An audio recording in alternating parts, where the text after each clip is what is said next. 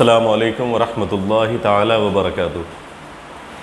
नाज़रीन इकराम, मैं हकीम अंसारुल क़ादरी AM क़ादरी दवाख़ाना Kelsa road Amroha bus stand Pakbara.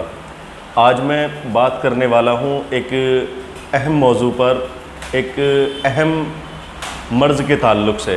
मेरे कुछ दोस्तों ने मुझसे इस तरह की बात कही कि आप कुछ इस टॉपिक्स पर बात करें, और जैसे कि मैं देख रहा हूँ कुछ दिन से, जैसे ही ये मौसम में चेंजिंग आती है, मौसम गर्मा से सरमा की तरफ जाता है या सरमा से गर्मा की तरफ आता है, जैसे ही मौसम में चेंजिंग होती है तो इस तरह के अमराज ज़्यादा सामने आते हैं और इस तरह की दिक्कतें सामने आती है, जिसको वजह मफासिल भी कहते हैं। गठिया का मर्ज़ यानी जोड़ों की बीमारियां, जोड़ों में होने वाला दर्द, जैसे जोड़ों में सूजन या जोड़ों में दर्द या जोड़ कुछ देर पैदल चलने की वजह से जोड़ गर्म हो जाते हैं या सुर्खी माइल नज़र आते हैं या उनमें सूजन आ जाती है, जिसको आम तौर पर गठिया के नाम से लोग जानते हैं। मैं उसी के ताल्लुक़ से बात करने वाला हूं और मैं बताना चाहता हूं कि आखिर वो मर्ज़ बनता क्यों है, उस मर्ज़ के पैदा होने की वजह क्या है।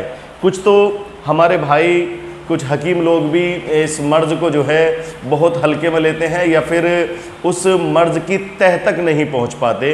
जैसे कि कुछ लोगों का ख़्याल ये है कि कैल्शियम की कमी की वजह से ये मर्ज़ पैदा होता है, कुछ लोगों का ख़्याल ये है कि जिस्म में शारीरिक ताकत कम होने की वजह से ये मर्ज़ पैदा होता है, कुछ लोगों का ख़्याल ये है कि यूरिक एसिड बढ़ने की वजह से ये मर्ज़ पैदा होता है, कुछ लोगों का ख़्याल ये है कि आयरन की कमी की वजह से ये मर्ज़ पैदा होता है। लेकिन इसकी एक ख़ास वजह जिस पे हमारी नज़र ही नहीं जाती, जिस वजह को अगर जहन में रखें तो मैं समझता हूँ कि काफ़ी हद तक हम और आप इस मर्ज़ से फ़ायदा हासिल कर सकते हैं और इस मर्ज़ से छुटकारा पा सकते हैं। यकीनी तौर पर वीडियो को आखिर तक देखें, इंशाअल्लाह आपकी मालूमात में काफ़ी हद तक इजाफ़ा होगा। और यकीन जानें कि ये जो वजह मैं आपके सामने रखने वाला हूँ, आज नई नस्ल, खासकर नौजवान, बल्कि वो कारोबारी लोग जो सारा दिन अपनी ज़रूरियात में ऐसे मसरूफ़ रहते हैं कि जो इसका ख़्याल ही नहीं करते कि हम एक खुद जानबूझ के एक बड़े मर्ज़ को, बड़ी बीमारी को दावत दे रहे हैं। जैसे कि देखा जाता है कि यूरिक एसिड का बढ़ जाना, बॉडी में हमारी यूरिक एसिड का बढ़ जाना, ये भी इस मर्ज़ की वजह तो है। तमाम हकीमा का इस पर इत्तेफाक है, लेकिन इसके पीछे एक ख़ास वजह, इसके पीछे एक ख़ास वजह क्या है, बस वो मैं आपके सामने रखने वाला हूँ। जो इस दर्द की, इस मर्ज़ की ख़ास वजह है, बस वो मैं आपके सामने रख रहा हूँ। आजकल होता क्या है, नौजवानों में पाई जाने वाली ये ख़ास बीमारी, ख़ास आलकस, ख़ास लापरवाही, वो क्या है, वो ये है कि हमें एक तो हम पानी कम पीते हैं, और पानी जब हम कम पीते हैं तो पेशाब भी कम आता है, जाहिर सी बात है। जब पेशाब आदमी को कम उतरेगा, कम आएगा, तो यूरिक एसिड की बढ़ोतरी होती रहेगी बदन में, यूरिक एसिड तेज़ी से बढ़ेगा। और जब यूरिक एसिड तेज़ी से बढ़ेगा तो यूरिक एसिड का जो कमाल है वो ये है कि वो चीनी के दानों जैसी शक्ल इख्तियार करके जोड़ों तक रसायत हासिल कर लेता है, जोड़ों में पैवस्त हो जाता है, जिसकी वजह ये दर्द बनता है, ये उस दर्द की वजह बनता है। ये जो चीनी के दाने जैसे एक चर्बी के छोटे छोटे टुकड़े जैसे शक्ल इख्तियार करके जब हमारे जोड़ों तक पहुंच जाता है तो जोड़ों में चलने में तब दिक्कत शुरू होती है। और यही वजह है कि हम कुछ देर, जब कुछ कदम हम पैदल चलते हैं तो हमारे जोड़ गर्म महसूस होने लगते हैं।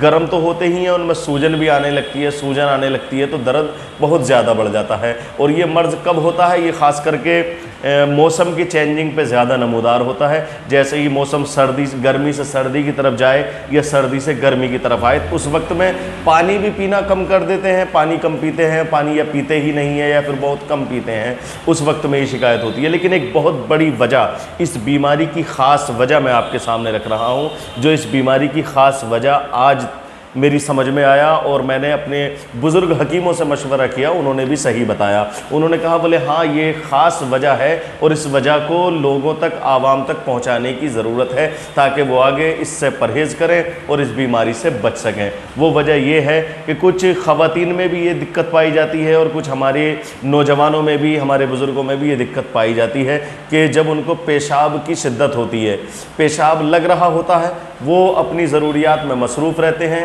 काम में ऐसे मसरूफ़ रहते हैं कि वक्त को टालते रहते हैं और पेशाब नहीं करते। पेशाब को रोक कर करने की एक ख़ास वजह है इस बीमारी की। अगर आप ऐसा करेंगे तो इस बीमारी से कभी छुटकारा नहीं पा सकते।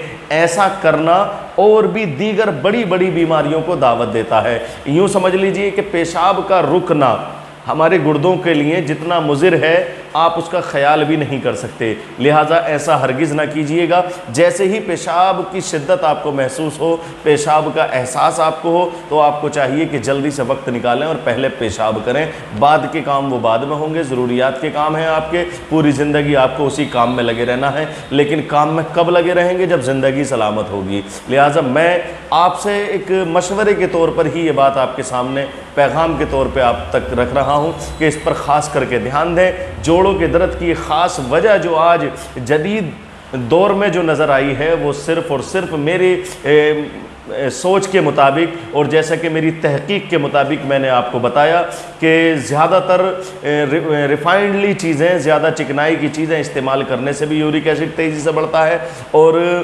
ऑयली चीज़ें ज़्यादा इस्तेमाल करने से यूरिक एसिड ज़्यादा बढ़ता है।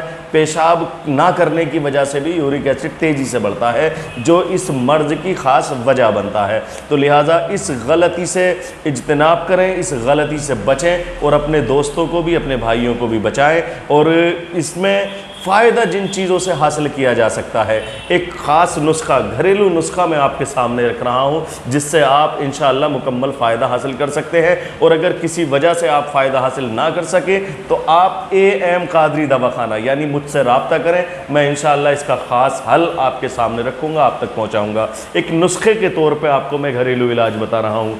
थोड़ी सी अजवाइन लें, देसी अजवाइन, आधा चम्मच, आधा लीटर पानी में, मिट्टी के बर्तन में आधा लीटर पानी करें, आधा चम्मच अजवाइन उसमें डाल दें।